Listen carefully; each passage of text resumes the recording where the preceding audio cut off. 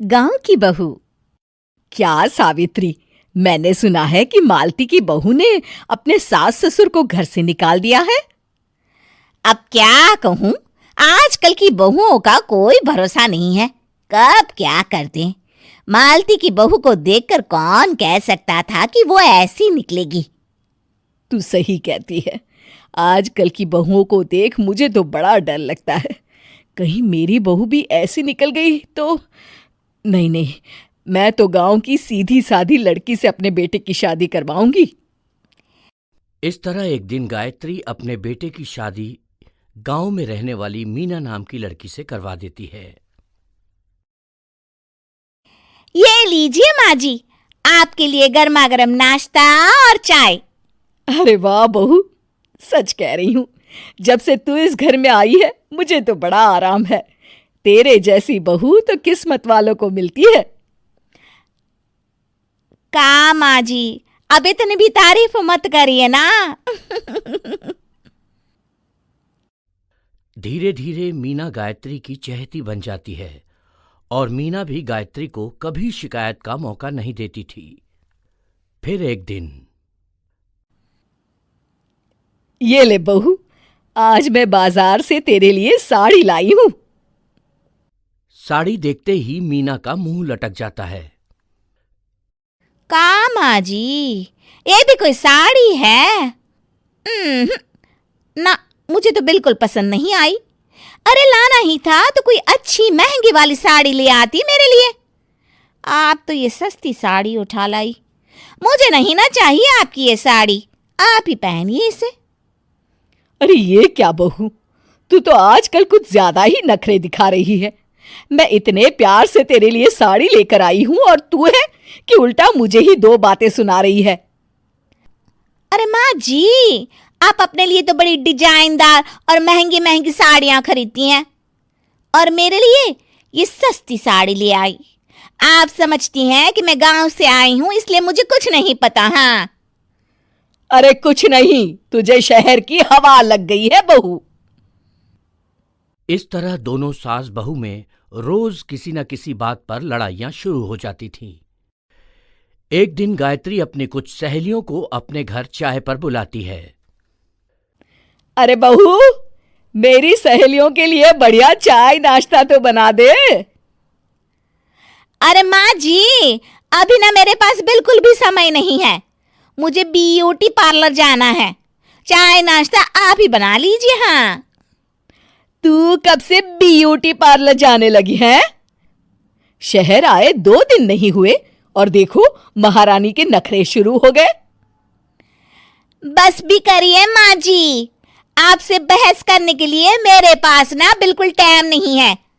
आपका क्या है, आप समझती हैं कि मैं गांव से आई हूं तो मुझे कुछ नहीं आता, और आप जो रोज रोज मुझसे मेहमान नवाजी करवाती रहती हैं नौकरानी की तरह। मीना के कमरे में जाते ही, अरे ये क्या गायत्री, तू तो अपनी बहू की बड़ी तारीफ कर रही थी, लेकिन ये तो तुझे कुछ समझती ही नहीं। भाई मुझे तो लग रहा था कि तेरी बहू गांव की है तो सीधी सादी होगी, लेकिन इसने तो शहरी बहुओं को भी मात कर दिया। हाँ। अपनी सहेलियों के सामने अपनी बेइज्जती होते देख गायत्री आग बबूला हो जाती है। अरे क्या शहर और क्या गांव, मेरी तो किस्मत ही फूटी थी जो मैं इसे बहू बना के ले आई। भगवान जाने आगे और क्या क्या करेगी। अब तो मुझे कुछ ठीक नहीं लगता। तू जरा संभल के रहना, कहीं मालती की तरह तेरा भी हाल बेहाल ना हो जाए। अच्छा, अब हम चलते हैं। अपनी सहेली की बातें सुनकर गायत्री थोड़ी घबरा जाती है। अरे ये सुशीला क्या बोलकर चली गई, कहीं इसकी बात सच ना निकल जाए। दूसरी तरफ मीना सारी बातें सुन लेती है। अगले दिन से गायत्री अपनी बहू से कोई काम करवाने से पहले 10 बार सोचती थी। ज्यादातर काम वो खुद ही कर लेती थी। अचानक अपनी सास में आए इस बदलाव को देख मीना, लाइए ना माँ जी, मैं कर देती हूँ ना काम। एक बात पूछूं माँ जी, आजकल ना आप बड़ी चुप चुप सी रहती हैं और अब मुझसे झगड़ना तो दूर, मुझसे खुल के बात तक नहीं करती आप। कुछ नहीं बहू, ऐसे ही। मीना अपनी सास की मंशा भांप जाती है और मुस्कुराते हुए कहती है, अरे माँ जी, चिंता मत करिए, मैं आपको घर से नहीं ना निकालने वाली। ये डर आप अपने मन से निकाल दीजिए। अरे छोटे मोटे झगड़े तो हर घर में होते रहते हैं, चाहे कुछ भी हो जाए, आप मेरी सासू माँ हो। मैं तो जिंदगी भर आपकी सेवा करूंगी माँ जी। अपनी बहू की बातें सुन गायत्री को एक प्रकार का संतोष होता है और उसकी सारी चिंताएं दूर हो जाती है। गायत्री अपनी बहू को गले लगा लेती है। मुझे माफ कर दे बहू, मैं तुझे गलत समझ बैठी थी। कोई बात नहीं माँ जी, ये ना घर घर की कहानी है। हाँ। रजनी को बचपन से ही पेंटिंग का बहुत शौक था। वो हमेशा से ही पेंटर बनना चाहती थी, पर उसके माँ और पिताजी ने उसको कभी भी इस चीज के लिए सपोर्ट नहीं किया और उसकी शादी नीरव से हो गई। नीरव रजनी को बहुत प्यार करता था, पर रजनी हमेशा चुपचाप ही रहती। वो इस शादी से खुश नहीं थी। वो ये शादी नहीं करना चाहती थी। उसे तो हमेशा से पेंटर जो बनना था। अपने इस सपने को वो नहीं पूरा कर पाई, इसलिए वो हमेशा उदास रहती थी। रजनी, बहुत ही बढ़िया फिल्म लगी है, कल देखने चले? नहीं जी, कल मुझे बहुत काम है, मैं नहीं जा पाऊंगी। अच्छा तो कोई बात नहीं, संडे को चलते हैं। देखिए, मुझे फिल्म देखना पसंद नहीं है, आपको जाना है तो चले जाइए। नीरव को मना करके रजनी वहां से चली जाती है और अपने बैग को खोलकर उसमें बंद पड़े ब्रश और कलर्स को देखकर रोने लगती है। रजनी, चलो ना कहीं बाहर खाने चलते हैं, कुछ तुम्हारी पसंद का। जी मुझे नहीं जाना, मेरी तबीयत ठीक नहीं है। रजनी वहां से चली जाती है। नीरव को समझ नहीं आता कि रजनी उससे इतना दूर क्यों रहती है। वो जब भी उसके साथ वक्त बिताना चाहता है, रजनी कोई ना कोई बहाना बना देती है। एक दिन घर पर कोई नहीं था। रजनी घर का सारा काम जल्दी से खत्म कर लेती है। घर पर अकेले होने के कारण वो सोचती है कि वो आज पेंटिंग करेगी। वो अपने कमरे में जाकर पेंट ब्रशेस और कलर्स निकालकर जैसे ही कलर मिक्स कर रही होती है कि दरवाजे पर बेल बज जाती है। अब कौन आ गया इस वक्त? इतनी मुश्किल से तो मुझे पेंट करने का मौका मिला है। रजनी दरवाजा खोलती है तो उसकी सास अपनी सहेलियों के साथ खड़ी होती है और सब घर के अंदर आ जाते हैं।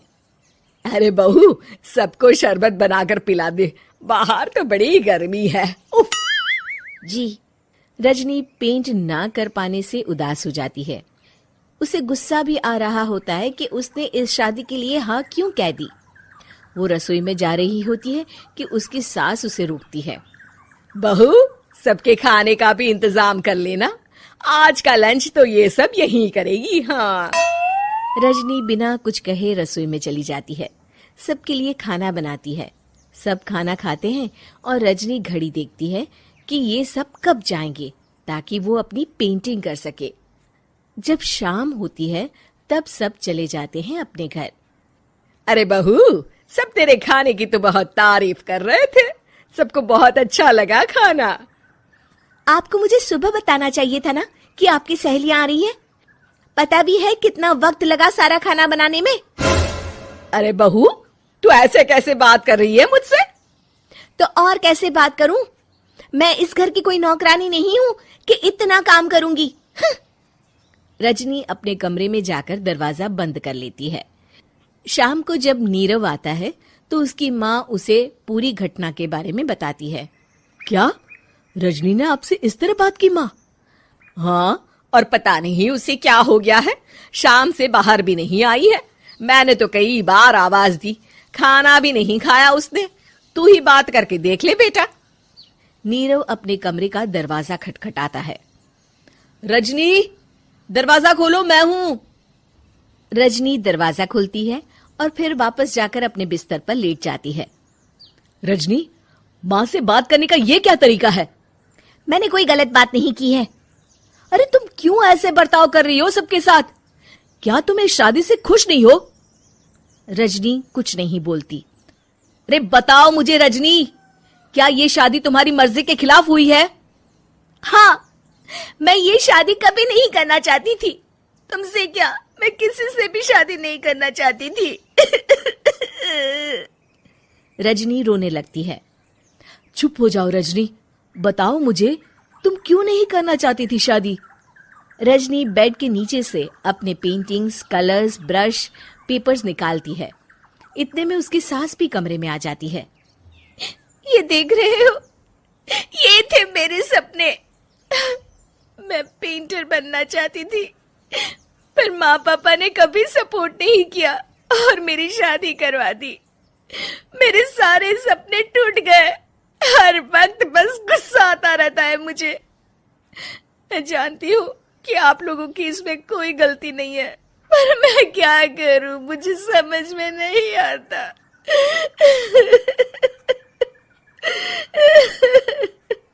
रजनी फूट फूट कर रोने लगती है। मुझे माफ कर दीजिए, आप दोनों के साथ मैं बहुत बुरा बर्ताव कर रही हूँ। अरे रजनी बेटा, चुप हो जाओ तुम। नीरव पानी लेकर आता है। ये लो पानी पियो और शांत हो जाओ। रजनी पानी पीती है और उसकी सास पेंटिंग्स देख रही होती है। अरे नीरव, हमें तो पता ही नहीं था कि हमारी बहू कलाकार है। अरे कितनी अच्छी पेंटिंग्स बनाई है, देखो तो। ये वाली तो मैं अपने कमरे में ले जाऊंगी। आपको ये पेंटिंग्स अच्छी लगी? अच्छी नहीं, बहुत अच्छी लगी। और तुमने हमें बताया क्यों नहीं? तुम जब चाहे पेंटिंग कर सकती हो रजनी। हम तुम्हारे सपनों को पूरा करने में तुम्हारा पूरा साथ देंगे। हाँ बेटा, हम कला की कद्र करते हैं। हम कलाकार तो नहीं, पर मुझे गर्व है कि मेरी बहू एक कलाकार है। रजनी, नीरव और सास तीनों कामकाजी बहू। रवीना के 2 बच्चे थे। वो एक बड़ी कंपनी में काम करती थी। उसके ऑफिस जाने के बाद उसकी सास उसके बच्चों को संभाला करती, लेकिन रवीना को इसकी कोई कदर नहीं थी। एक दिन रवीना अपनी माँ से फोन पर कहती है, मम्मी क्या बताऊं, मेरी सास तो बिल्कुल अच्छी नहीं है। वो समझती नहीं है कि मुझे कितना काम करना पड़ता है।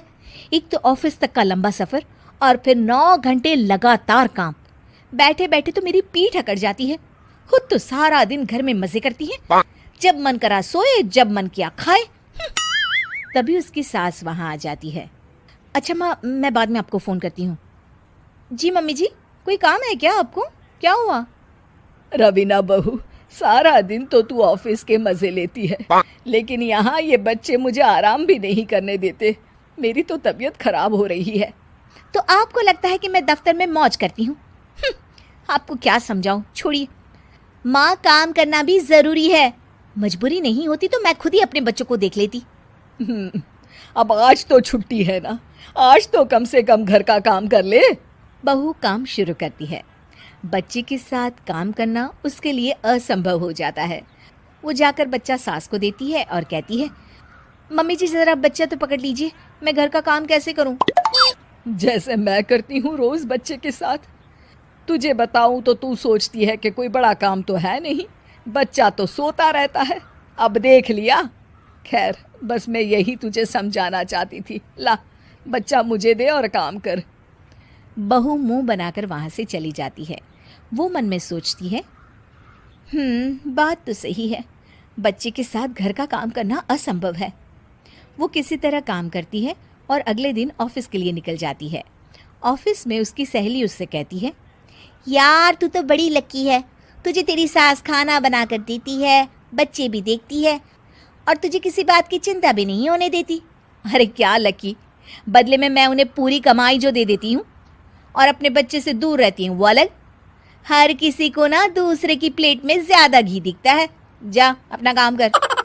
अरे फिर भी ये तो है, यहाँ हमारे बच्चे को मैं क्रैश में छोड़ती हूँ, हर पल डर लगा रहता है कि क्या कर रहा होगा। खैर चल, मुझे क्या। बहू घर आती है तो देखती है कि उसकी सास उसके बच्चे को बड़े ही प्यार से खिला रही होती है। वो माँ को देखकर खुश हो जाता है। बहू मन में सोचती है कि बात तो सही है, सासू माँ सारा दिन काम करती है, मैं ऑफिस से आकर भी काम नहीं करती हूँ। वो सास के पास जाती है और कहती है, माँ जी थक गई आप? और क्या, सारा दिन चक्कर घीनी की तरह पूरे घर में घूमती रहती हूँ और अब उम्र भी नहीं रही। लेकिन चल तू बता, क्या हुआ, कुछ काम है क्या? बहू कुछ नहीं कहती, मुस्कुराकर वहां से चली जाती है। लेकिन अगले दिन सुबह सुबह बहू सास से पहले उठकर उन्हें चाय देती है। अरे आज सूरज कहाँ से उगा है, तू पहले उठ गई? चल अच्छा किया, मरने से पहले तेरे हाथ की चाय तो पी ली। चलो अब चलकर किचन में लगूं। माँ जी आपको आज से काम करने की जरूरत नहीं है। काम करने की जरूरत नहीं है मतलब? क्या तू करेगी आज से सारा काम? इतने अच्छे तो हमारे नसीब नहीं है भाई। नहीं माँ जी, मैं नहीं करूँगी, ना ही आप करेंगी, बल्कि ये करेगी। तभी वहाँ एक काम वाली बाई आ जाती है। ये कौन है बहू? माँ जी ये नौकरानी है और आज से सारा काम यही करेगी। मुझे माफ़ कर दीजिए माँ जी, मैं नहीं समझ पाई कि आप थक जाती हैं। आज से आप सिर्फ आराम करिए और मुन्ने के साथ खेलिए। और सास बहू बच्चे के साथ खेलने लग जाते। सच बोलने वाली बहू। देखो ममता, मैं आज ऑफिस जाने के मूड में नहीं हूँ। किसी का फोन आया ऑफिस से तो बोल देना कि मैं घर पर नहीं हूँ, किसी ज़रूरी काम से गांव गया हूँ। ठीक है, मैं चला सोने, बाकी मैं संभाल लूंगा। ममता बेचारी, जैसा नाम वैसा ही नेचर। ना कभी झूठ बोला, ना फरेब, ना किसी से चालाकी की, ना किसी की पंचायत। सुन लेती है पति की बात और फिर कुछ देर बाद फोन आता है। हेलो कौन? मैं सुनील का बॉस बोल रहा हूँ। दफ्तर में इतना काम पड़ा है, अभी तक ऑफिस नहीं आया। वो क्या कर रहा है? फोन दीजिए उसे। जी वो तो सो रहे हैं, कह रहे हैं कि आज गर्मी बहुत है तो घर के मजे लेंगे। बॉस को बीवी की बात पर गुस्सा आ जाता है। तो उसे बोल दीजिएगा कि अब घर में गर्मी के ही मजे ले, कोई जरूरत नहीं है यहाँ आने की। ये बोलकर बॉस फोन रख देता है। ममता सारी बात सुनील को बता देती है। न जाने किस बेवकूफ से पाला पड़ा है, समझ नहीं आता। तुम्हारे कारण मेरी नौकरी चली गई। अरे झूठ बोलने में क्या जा रहा था तुम्हारा? ममता को समझ में नहीं आ रहा था कि उसकी खता क्या थी। अरे जो है वही तो बोला। फिर एक रोज, बहू, अरे आ बहू, कहाँ है तेरा पति? इस महीने घर के खर्चे के पैसे भी नहीं भेजे। क्यों, माँ बाप की फिक्र खत्म हो गई है क्या उसे? बाय लागू माँ जी, वो ये बोल रहे थे कि माँ को क्या है, घर का राशन, खेत का पैसा, मवेशी का दूध, फिर भी न जाने क्यों मेरे सर पर भार देकर बैठी है। तभी सुनील ममता के मुंह पर हाथ रख देता है। क्यों रे कलमुँह है, हटा बहू के मुंह से हाथ। अरे क्या क्या बोलता है तू? वो तो इसकी झूठ बोलने की आदत नहीं है, इसलिए पता चल रहा है। देख मेरी सास कितनी शरीफ है। हाँ, तेरी माँ तो मोहल्ले की बदमाश है ना, और तेरी सास शरीफ है। बेटा ममता को देखता है और गुस्से से बोलता है। अब खड़ी खड़ी देख क्या रही हो? और भी कुछ कहना है क्या? माँ आई है ना, जाकर छाछ ले आ ठंडी वाली। ममता अंदर चली जाती है। माँ, इसके सच बोलने की आदत के कारण मेरी नौकरी जाते जाते रह गई। वो तो मैंने अगले दिन जाकर पैर पकड़ लिए मालिक के, नहीं तो। सब जानता है बहू की आदत नहीं है झूठ बोलने की, तो तू शांत क्यों नहीं रहता? क्यों उसे झूठ बोलने को बोलता है? फिर एक रोज, बहू जा अपनी पड़ोसन के पास और उससे बोल कि वो लाल वाली साड़ी जो उसने नए साल की पार्टी में पहनी थी, तुझे वो चाहिए। ना माँ जी, मुझे नहीं चाहिए। वैसे भी कल जिस शादी में जाना है ना, वहाँ के लिए तो मेरे पास काली साड़ी है। सास सर पर हाथ रखकर, अरे बुद्धू, मुझे चाहिए साड़ी। वैसे भी तुम लोगों में तो साड़ी का लेन देन चलता है ना, तेरी भी तो उसने पहनी थी ना। हाँ माँ जी, वो क्या है ना, हम दोनों के कपड़े एक दूसरे को आ जाते हैं। मैं ले आती हूँ आपके लिए साड़ी। बहू पड़ोसन के पास जाती है। कैसी हो निर्मला, तेरी लाल साड़ी चाहिए थी। क्यों? तू तो बोल रही थी कि तेरे पास काली वाली साड़ी है, तू वही पहनेगी, फिर लाल का क्या करेगी? अरे मैं तो काली ही पहनूंगी, लेकिन मेरी सास ने देखी थी तेरी लाल साड़ी, वो नए साल की पार्टी में तूने पहनी थी ना, तो इसलिए वो मांग रही है। ये सुनकर पड़ोसन थोड़ा परेशान हो जाती है। देख ममता, तेरे लिए तो मैं एक बार को साड़ी दे भी देती, लेकिन तेरी सास के लिए नहीं। वो क्या है ना, तू तो जानती है कितनी गंदी आदत है तेरी सास की। खाया पिया सब कपड़े पर ही पोंछ देती है। मेरी लाल साड़ी बहुत महंगी वाली है, पता चले उस पर हल्दी तेल का निशान लगा हो। ममता घर आ जाती है खाली हाथ ममता को देखकर। नहीं देना उसका लूटी ने साड़ी। अब आए तुझसे लेने तेरा सामान, अच्छे से बताती हूँ। माँ जी वो क्या है ना, मुझे तो वो दे रही थी लेकिन आपके नाम पर नहीं दी। अरे किसने बोला था मेरा नाम लेने को? बोल देती तुझे पहनना है, लेकिन ना, तू तो ठहरी सच की देवी। न जाने सास क्या सोचती है और हंसने लगती है। अरे माँ क्या हो गया? क्या सोचकर हंस रही है? याद है जब बहू को देखने गए थे? हाँ माँ सही बात है। याद आ गया कैसे मेरी सास बाजार के खाने को बोल रही थी कि ममता ने बनाया है। और बहू ने आकर सब बता दिया कि ये सारा खाना तो बाजार से आया है, वो भी कल्लू हलवाई की दुकान से। ममता दोनों की बात सुन रही थी। हाँ माँ जी, वो कल्लू हलवाई का ही था। मुझे तो आज तक पता नहीं चला कि माँ ने क्यों कहा कि मैंने बनाया है। खैर मैं तैयार होती हूँ, शादी में जाना है ना। पूरा परिवार शादी में जाता है, जहाँ खाना वाना खाकर सभी बैठे होते हैं कि एक औरत ममता की सास से कहती है, क्या बात है बहन जी, मेरी आपकी बात हुई थी तो आप तो बोल रही थी कि लाल साड़ी पहनने वाली हैं, तो मैंने ये काली पहन ली। पता होता कि आप लाल नहीं पहन रही हैं तो मैं ही अपनी लाल पहनाती। अच्छा जी, तो इसलिए पूछा जा रहा था। अरे इतनी साड़ियां हैं कि क्या बताऊं। मैंने सोचा तो था पर ये सामने दिख गई तो यही पहन लिया। अच्छा, मेरी तो तैयारी काफी दिन से चल रही थी, फिर भी आज ऐसा लग रहा है कि ठीक से तैयार नहीं हुई मैं। तभी आ जाती है हमारी सच्ची बहू ममता बहू। आंटी जी वो क्या है ना, पड़ोसन की लाल साड़ी माँ जी को पहननी थी, लेकिन आप तो जानती है माँ जी की आदत, सारा खाया पिया कपड़ों पर ही पोंछ देती है, तो उसने साड़ी देने से ना ऐन वक्त पर मना कर दिया, तो अब इन्होंने ना मेरी साड़ी पहनी है। औरत ममता की सास को घूरती है। अरे मांग कर ही साड़ी पहननी थी क्या? हम जैसे तो खुद की ही साड़ी पहनते हैं, चलो चलते हैं। सास का गुस्सा अब ममता पर फूट पड़ता है। अरे क्या जरूरत थी ये बात सबसे कहने की? अरे घर की इज्जत का कोई ख्याल है कि नहीं तुझे? हाँ, मैंने क्यों बोल दिया माँ जी? मुझे क्यों डांट रही है? मेरी गलती क्या है? ममता को रोता देख सुनील आ जाता है। अरे माँ क्या हो गया? पता है ना शादी का माहौल है। सास सारी बात बेटे को बता देती है। देख रहा है तेरी बहू का हाल। अरे इस लड़की को तो ये भी नहीं पता कि कब कहाँ क्या कैसे बोलना है। अरे लेकर जा इसे यहाँ से। सभी घर आ जाते हैं। सास का मुंह तो फूला ही रहता है कि एक दिन। चलो बेटा, बहुत दिन तुम लोगों के साथ रह ली, अब चलो। वैसे भी ऐसी बहू के साथ समय कैसे कटे, जो ना झूठ बोलती है ना लोगों की चुगली करती है। अरे गांव में ही ठीक हूँ मैं, कम से कम 4 घर की खबर तो मिलती रहती है, वो भी मसाला डालकर।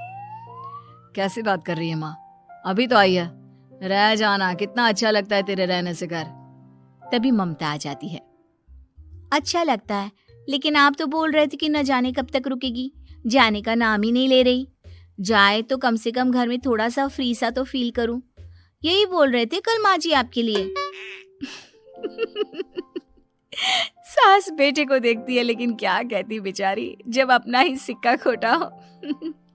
चली जाती है चुपचाप गांव। फिर एक रोज घर की घंटी बजती है। सामने खड़ा होता है सुनील का बॉस। सुनील है क्या घर में? वो क्या ना, मैं यहाँ से गुजर रहा था तो सोचा थोड़ा ऑफिस का काम डिस्कस कर लूं। ममता कुछ कहती कि तभी वहां सुनील आ जाता है। अरे बॉस आप आइए आइए। क्या बात है, घर तो बहुत सुंदर है। वैसे भाभी जी, आपकी खूब बातें सुनी है कि आप कभी झूठ नहीं बोलती। ये तो पता नहीं, लेकिन हमेशा सिर्फ कुछ न कुछ ऐसा बोल देती हूँ जिससे परेशानी हो जाती है। मैं ऐसा नहीं चाहती, लेकिन क्या करूँ। खैर बॉस कुछ देर रुकता है, काम की बात होती है। ममता के साथ सब चाय पीते हैं और जैसे ही बॉस जाने को मुड़ता है कि क्या जी, कितने नेक इंसान है, फालतू ही आप खड़ूस और निकम्मा बोलते हैं इन बॉस को। अब क्या, बॉस के कान तक खुद के लिए अनमोल वचन पड़ जाते हैं और फिर। ओह, तो ये बात है। और क्या कहता है ये? अरे बॉस, आप भी किसकी बात पर विश्वास कर रहे हैं? अरे इससे तो ये भी नहीं पता कि आलू प्याज कहाँ रखा है। अरे ये क्या जाने क्या बोलना है क्या नहीं बोलना है। मतलब जो मुंह में आ रहा है बोले जा रहा है। भाभी जी आप बताइए। नहीं नहीं बॉस, लग रहा है कि कुछ गलत बोल गई मैं। वैसे ये सिर्फ इतना ही बोलते हैं कि आप में कोई टैलेंट है ही नहीं। आपकी नौकरी इन्हीं के कारण तो बची हुई है। अरे बस कर ले अम्मा, अब क्या करवा कर मानेगी। बड़ी मुश्किल से तो नौकरी बची थी मेरी। सही कहा, बची थी लेकिन अब निकल गई। तेरे टैलेंट के भरोसे चल रही है ना मेरी नौकरी। अब देख तू। अच्छा, तो आप भी यही मानते हैं? वैसे ये बात तो है, सुनील काफी टैलेंटेड है। बॉस चला जाता है। सुनील सर पकड़कर बैठ जाता है। माना सच बोलना एक अच्छी आदत है, लेकिन ममता आज का समय ऐसा नहीं है। तुझे थोड़ा सा समाज को देखकर खुद को बदलना होगा, समझी? जी मुझे तो पता ही नहीं चलता कि मैं क्या गलत कर रही हूँ। यकीन मानिए मैं जानबूझकर नहीं करती।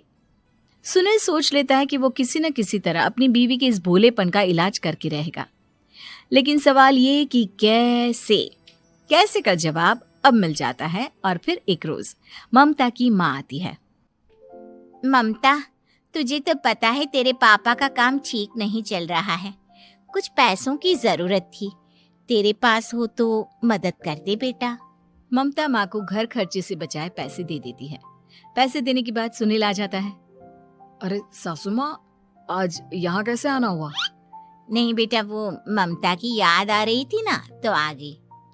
वो क्या है ना, पता है पापा का काम ठीक नहीं चल रहा है, तो माँ कुछ पैसे लेने आई थी। क्यों? यहाँ क्या पैसे का पेड़ उगा है? अरे कौन सी माँ अपनी बेटी के ससुराल का खाती है? कोई जरूरत नहीं है पैसे देने की। वापस कर दो माँ जी पैसे और निकलो यहाँ से। आगे से यहाँ पैसे लेने नहीं आना। सुनील ये बोलकर निकल जाता है। उसके जाने के बाद, बेटा ममता, तूने मेरी बेइज्जती कराने के लिए यहाँ बुलाया था क्या? अरे छोटा सा झूठ बोल देती तो तेरी माँ की इज्जत बच जाती, लेकिन चलती हूँ मैं। सास बाहर जाकर बाहर खड़े सुनील से कहती है, तेरे कहने पर बेटा हमने ये नाटक तो खेल लिया, लेकिन उसका क्या असर होता है ये नहीं पता। थोड़ी देर बाद सुनील घर आता है। देखिए, मुझे मेरी गलती का एहसास हो गया है। मैं समझ गई हूँ कि सच कितना सच होता है और उसकी कीमत आज के समय में बहुत बड़ी है। माफ करना, मैं आज से सच कभी नहीं बोलूंगी। क्या? कभी नहीं? फिर क्या, दोनों मियाँ बीवी खुश रहने लगते हैं, क्योंकि बीवी को थोड़ी सी झूठ की आदत हो जाती।